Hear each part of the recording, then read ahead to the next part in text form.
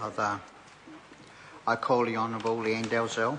I had expected someone from the government's benches to take the call, but I'm happy to do so. This has been described by one of the national members as a housekeeping bill, a makeover bill, simple, no-brainer and common sense. Well, apart from the use of the last word, I thought it might have been a looking in the mirror description, but obviously it wasn't intended in that way. Obviously a no-brainer in that respect, in many respects. I want to actually perhaps start where my colleague Dennis O'Rourke ended. And that is that we are ending the debate on legislation. So this is the end of the legislative timetable for 2012. And I have to say that as a Christchurch representative, it is difficult to see the last item on the agenda, something that will make no appreciable difference to anyone in Christchurch. As Nicky Wagner said, it is a housekeeping bill, a makeover bill. It is simple, no-brainer, it's common sense, but it's tidying up.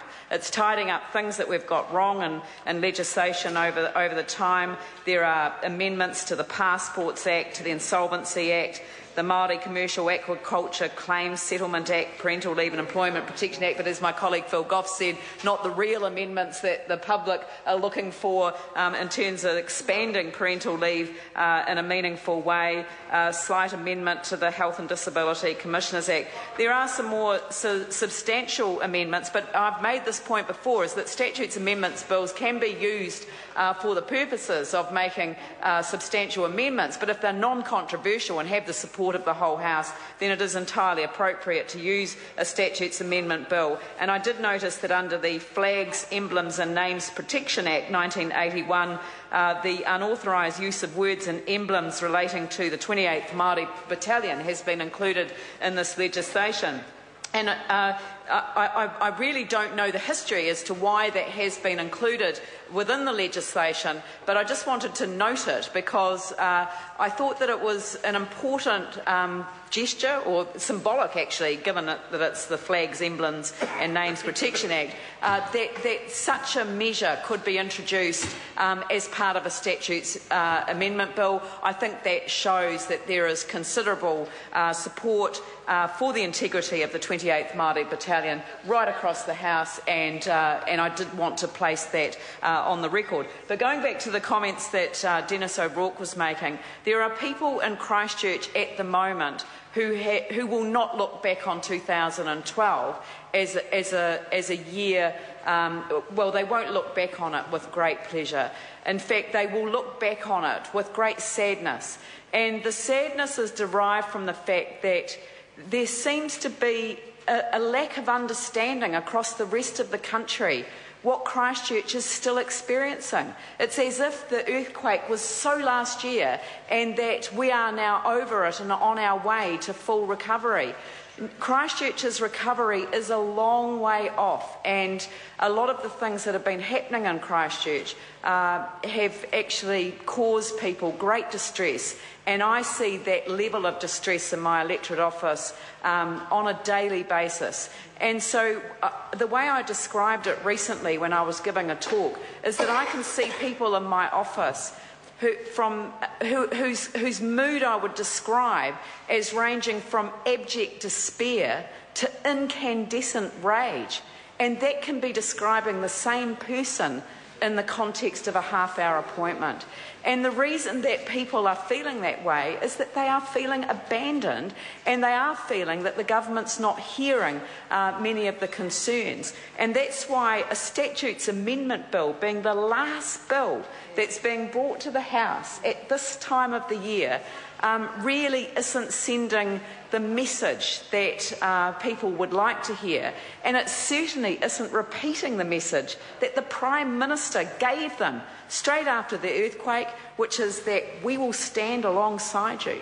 We will stand alongside Christchurch as they recover.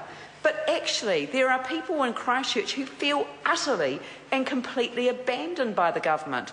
They've had a zoning decision made on their land that they don't understand. They've had to deal with the challenges of insurance companies, with EQC, which, God bless its soul, but it was designed to provide protection for people, but it has been dealing with the scale of incidents that really it wasn't set up to resolve, and as a result has not been doing a great service to the people that ought to be able to rely on it. And so with the challenges that people are facing, they're feeling that there hasn't been a government that's been willing to listen to them. The lack of community engagement. I mean, we've got amendments here that are dealing with electoral law. Well, that just reminds everyone in Christchurch that we're not going to be allowed to vote for the Environment Canterbury representatives next year. And we were promised that we would get our vote back. We didn't agree with the government taking away our right to vote, but we were promised it would come back. And so when we see an electoral amendment coming up in legislation, the last item for the year, it just reminds us that this government is denying democratic representation in Christchurch. And of course, you can have democracy in terms of your 3-yearly election under the Electoral Act, but that isn't what democracy means in its total. What democracy means is having a voice and having that voice heard. And people in Christchurch haven't got a voice that is able to be heard at the moment because the government has taken control. And every time somebody opens their mouth, they're accused of being a carper and moaner. If they dare to participate in an online survey that's organised not by Sarah but organised by their own residents association, because their residents association thinks it's important to know how people are feeling and what they're being faced with in terms of their insurance company. Oh no, they're carpers and moaners, and they've got all this time. And I won't repeat the word that he used in terms of working on Facebook. But the other thing is that when the press, the Christchurch press, dares to actually challenge the government on some of the things that it's doing, they are the enemy of the recovery. And the Speaker has asked me to relate this back to any one of the amendments that are here at the moment. And so the amendment that I would like to specifically refer to is the Children, Young Persons and Their Families Act, because children have been completely left out of the picture in Christchurch as well. If you think about the schools decision, I mean, announcing that shocking decision and leaving schools. I mean, last Friday was the last day that schools had to put in their submission. Yeah, well, Salisbury's been turned over by the court, and I think that every school in Christchurch, every single school in Christchurch is going to be poring over that High Court decision with a fine-tooth comb. And I suspect there is going to be more action in Christchurch next year, action taken against the Minister of Education. The Minister for Building and Construction might indeed smile, because he may be the Minister of Education in the very near future. But that's only if he misses out on the Speaker's job, because we think he'd make an excellent Speaker.